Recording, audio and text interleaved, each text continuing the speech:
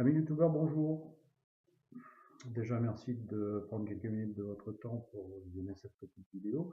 Vous voudrez bien en pardonner un petit peu le ton légèrement débutant. Il se trouve que bon, j'ai déjà réalisé une vidéo sur ma pseudo-chaîne YouTube il y a cela 4 ans pour la sortie de mon premier bouquin.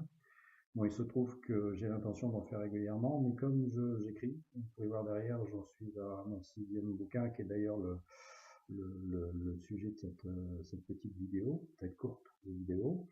Le but, c'est d'en faire régulièrement pour parler un petit peu du sociétal, un petit peu de l'économie, de la géopolitique. J'écris surtout sur ces sujets et j'écris également sur l'histoire, mais sur la véritable histoire. J'essaie de donner une vision assez large de ce qu'est notre époque, mais de ce qu'a été également l'époque de nos aïeux. Bon, il se trouve qu'il y a beaucoup de choses à dire en histoire. Il y a beaucoup de correctifs à apporter, notamment déjà au niveau du XXe siècle sur la Première et la Seconde Guerre mondiale. Ce sont des sujets que j'évoque assez régulièrement dans mes bouquins. Là, la petite aparté que j'aimerais apporter concerne les élections qui ont eu lieu hier soir concernant le Parti socialiste. J'aimerais tout simplement vous faire entendre, je pense que vous êtes suffisamment intelligent pour le savoir, ne vous attendez pas à grand-chose de tous ces lascars qui sont venus vous présenter de belles idées hier, parce qu'ils sont incapables de tenir ne serait-ce qu'1% des promesses qu'ils auront tenté de vous faire. Nous sommes entrés dans une période qui a débuté en 2007-2008, la dernière crise économique. Je compare souvent l'économie à comment dire, un train de marchandises, un énorme train de marchandises que vous regardez passer pendant un quart d'heure devant les barrières parce que il est interminable et il met beaucoup de temps à freiner. On sachait que notre économie a freiné en 2007 et s'est définitivement arrêté pratiquement en 2008.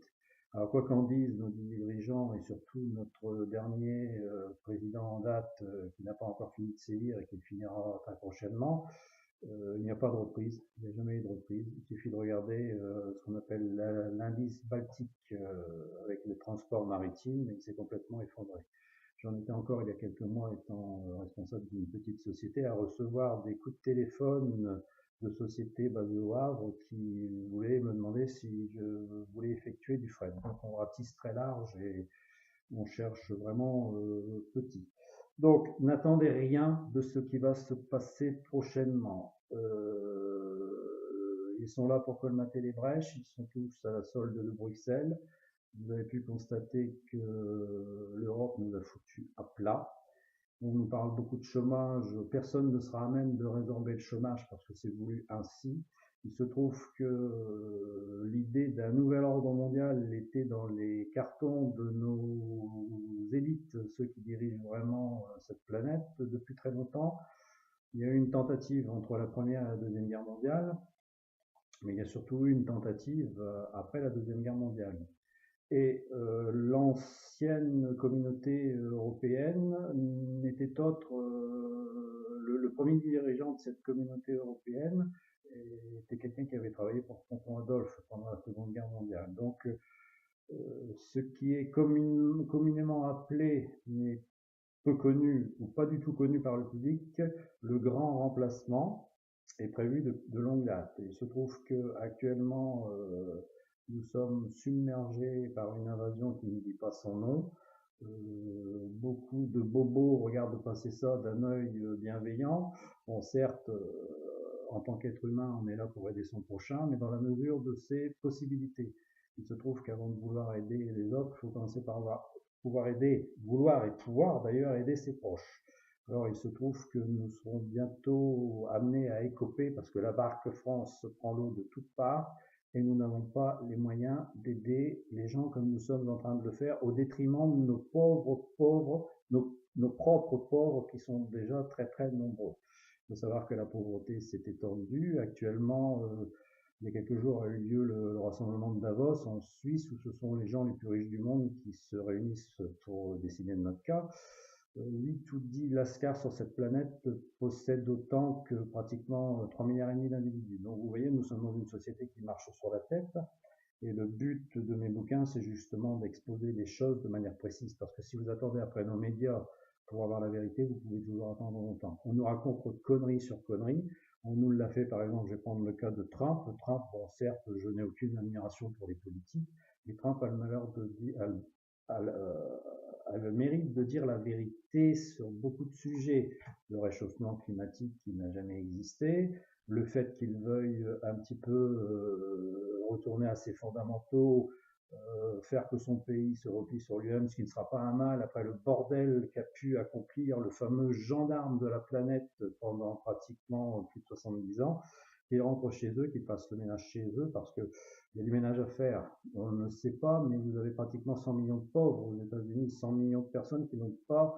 il est beau le rêve américain. Pas de 100 millions d'individus n'ont pas de boulot.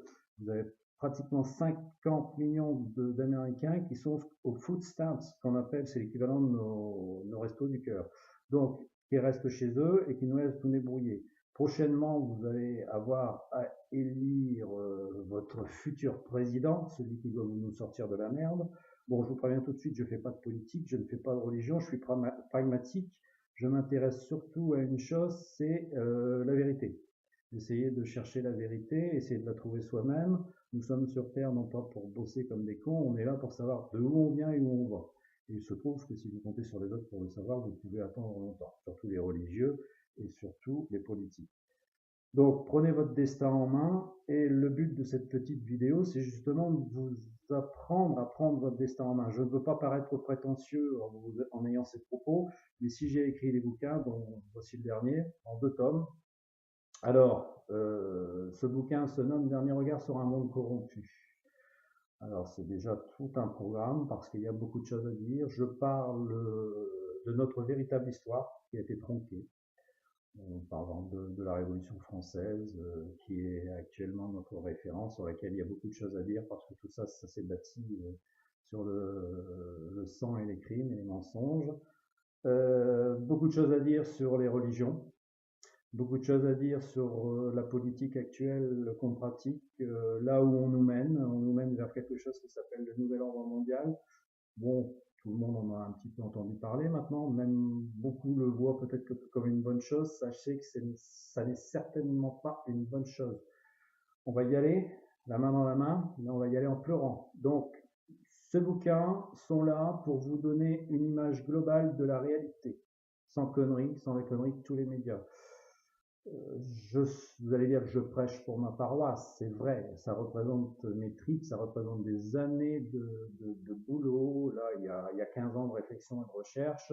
Ces 2 bouquins, j'ai mis 2 ans à les écrire. Il y a 1000 pages. Bon, globalement, avec réflexion, on lit une vingtaine de pages par heure. Il y a 50 heures de votre vie à consacrer à ces 2 bouquins. Mais sachez-le, lorsque vous aurez terminé, vous ne serez plus le même.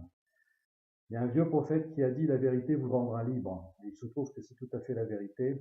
Quand j'ai lu cette phrase, je devais avoir 16 ou 17 ans, je n'ai rien compris. La vérité vous rendra libre. Croyez-moi, maintenant je vais sur mes 57 ans, j'ai parfaitement compris la teneur et la profondeur de ces propos. J'espère une seule chose, prenez le temps, si mes propos vous interpellent, vous intéressent, de relayer cette petite vidéo. J'espère que vous aurez envie de me lire. Je m'auto-édite. Si vous me faites confiance, si vous m'indiquez, vous donnez un coup de main à ce qu'on appelle un conspirationniste, terme que je déteste profondément parce que c'est le terme qu'on accroche dans le dos des personnes qui sont gênantes parce qu'elles cherchent à dire la vérité. Alors si je m'auto-édite, c'est parce que ces bouquins sont plus que sulfureux et aucun éditeur ne voudrait en prendre la responsabilité.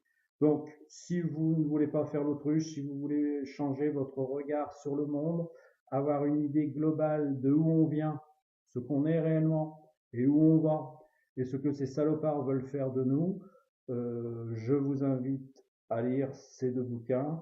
Vous pouvez les commander sur mon site, vous pouvez m'envoyer un petit email. Toute la marche à suivre est sur mon site.